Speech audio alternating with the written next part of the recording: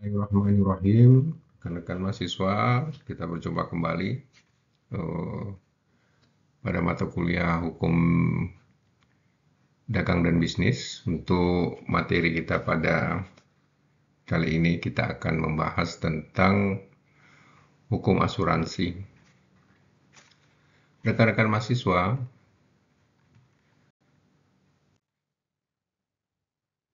pertama-tama kita perlu memahami apa itu asuransi, ya, dan apa itu hukum asuransi.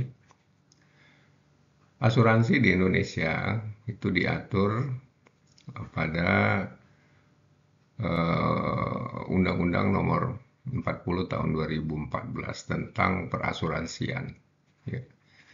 Jadi kalau kita melihat pengertian dari asuransi, ya, asuransi adalah pertanggungan atau perjanjian antara kedua belah pihak, di mana pihak satu berkewajiban untuk membayar iuran, ya, yang berupa premi, ya, memberikan kontribusinya sesuai dengan kontrak yang disepakati, ya, dengan pihak asuransi. Kemudian pihak lainnya, yaitu pihak asuransi itu memiliki kewajiban untuk memberikan jaminan sepenuhnya kepada pembayaran iuran, ya, kepada yang membayar iuran apabila terjadi suatu yang menimpa pihak pertama atau barang miliknya sesuai dengan perjanjian yang sudah dibuat, ya. Jadi rekan-rekan mahasiswa, perjanjian yang dibuat itu adalah suatu kesepakatan yang dikenal dengan istilah polis, ya. Di situ diatur tentang apa-apa resiko-resiko, ya, tentang preminya, kemudian tentang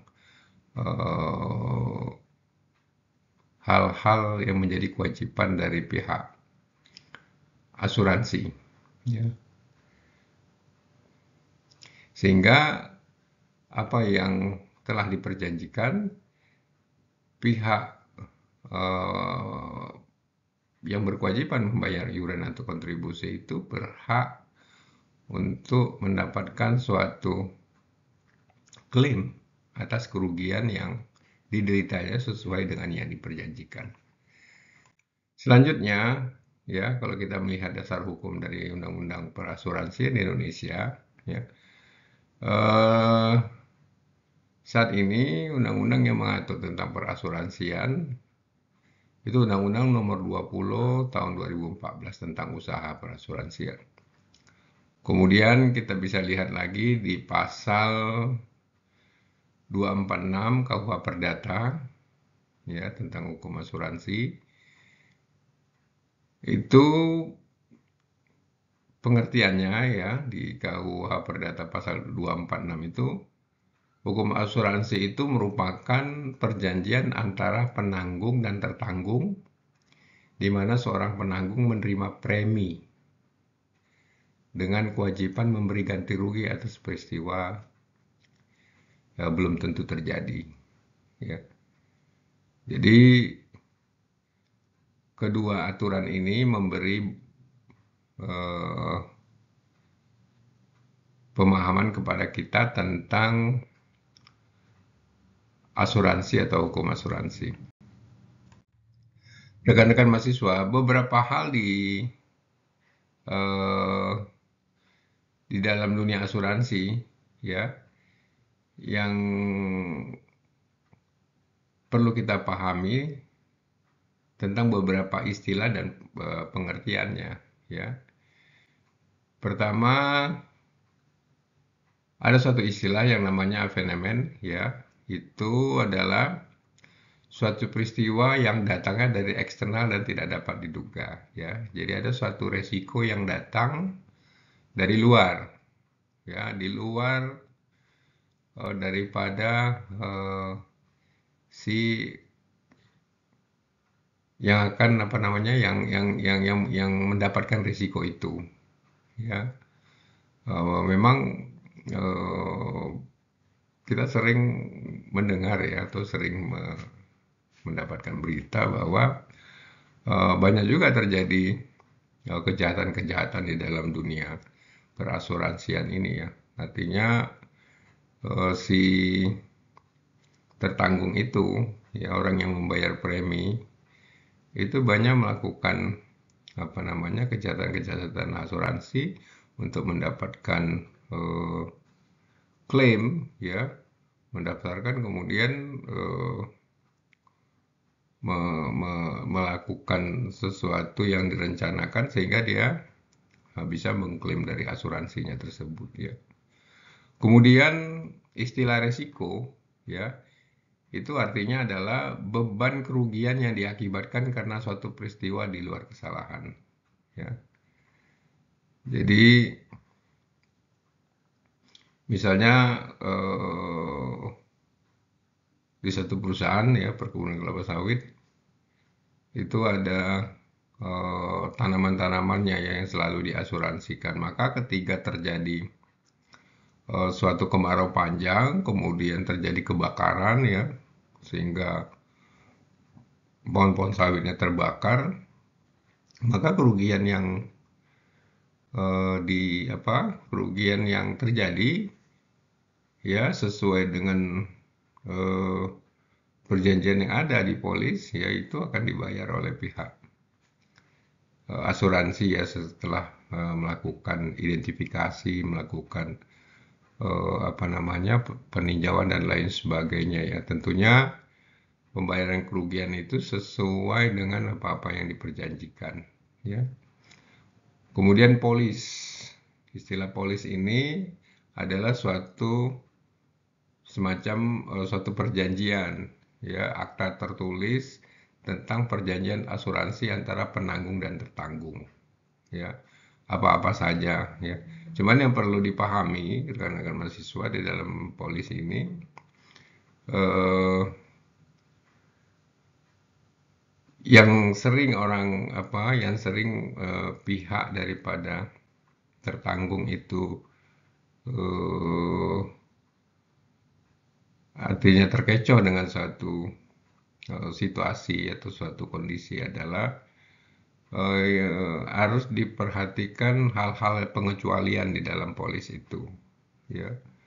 Biasanya itu jarang sekali dijelaskan oleh pihak asuransi ya. Karena polis itu apa namanya cukup cukup banyak itemnya ya. Biasanya itu seperti buku ya, seperti buku.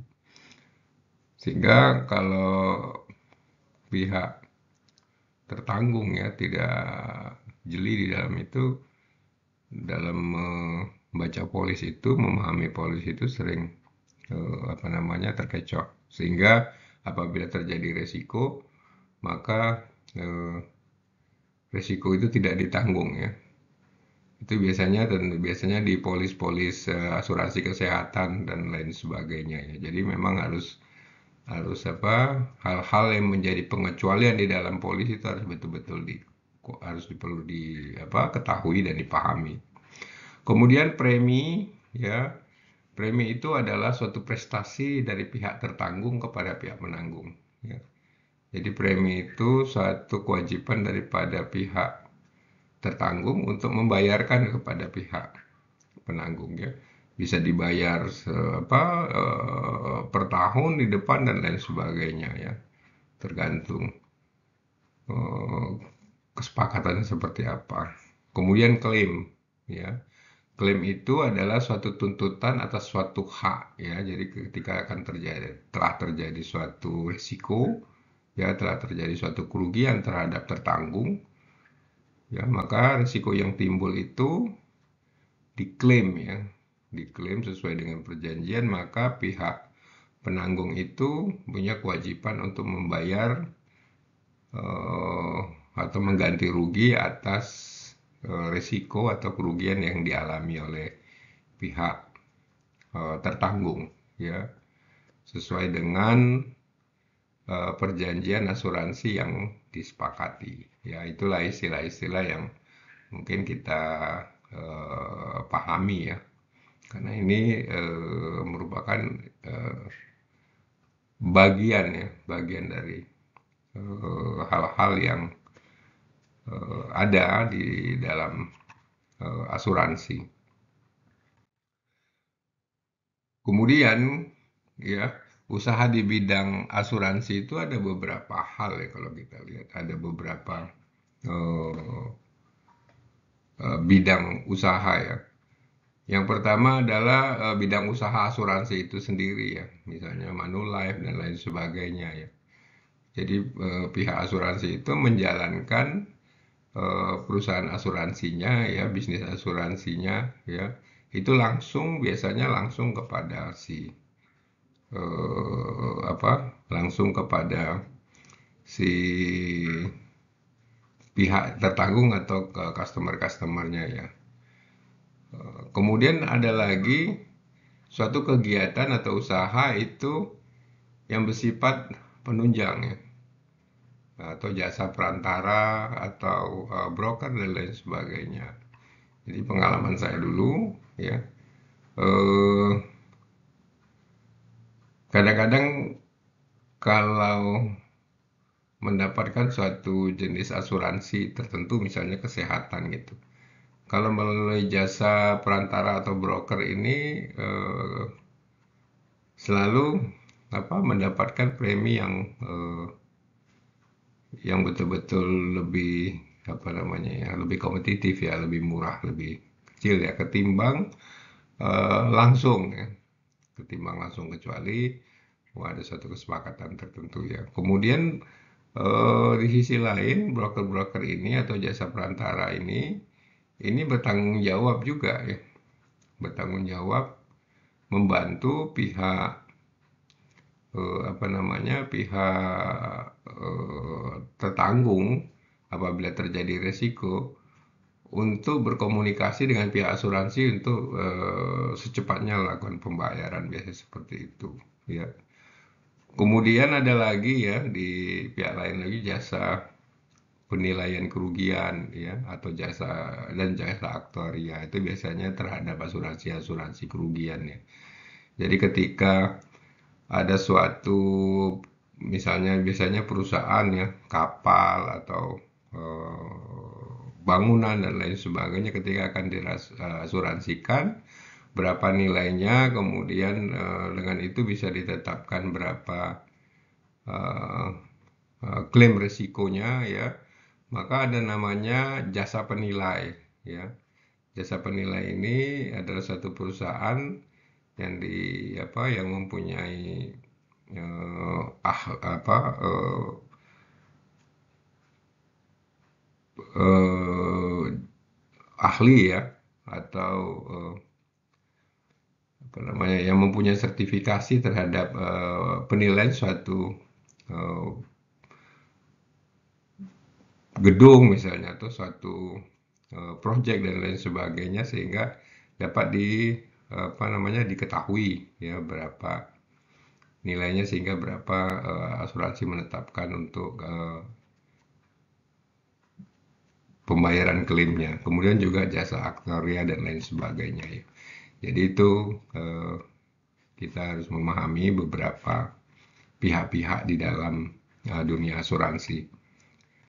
Kemudian rekan-rekan mahasiswa ya, kita bisa lihat beberapa aturan-aturan di dalam kitab Undang-Undang Hukum Dagang yang menyangkut tentang asuransi ya.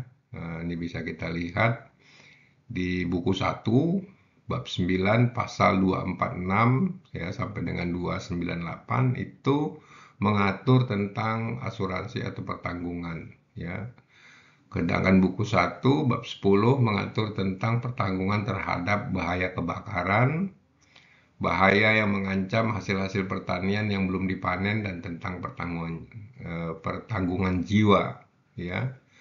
Selain itu juga pasal 287 sampai dengan pasal 298 ya di KUHD mengatur tentang pertanggungan terhadap bahaya kebakaran ya. Kemudian dan seterusnya sesuai dengan PPT ini nanti bisa dipahami, dipelajari lebih lanjut ya. tentang hal-hal yang diatur di dalam Kitab Undang-Undang Hukum Dagang yang menyangkut asuransi. Ya. Selanjutnya kita masuk slide berikutnya. Ya, ini pasal 619 sampai dengan pasal 623 itu dibahas atau membahas mengenai tentang perkiraan barang-barang yang dipertanggungkan ya pada bagian ketiga pasal 624 sampai dengan 634 mengatur tentang permulaan dan berakhirnya bahaya.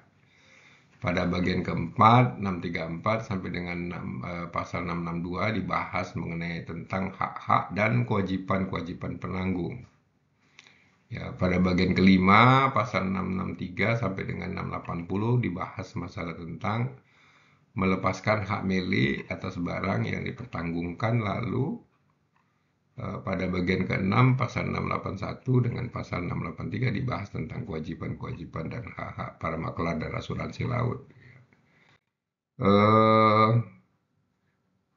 Kemudian di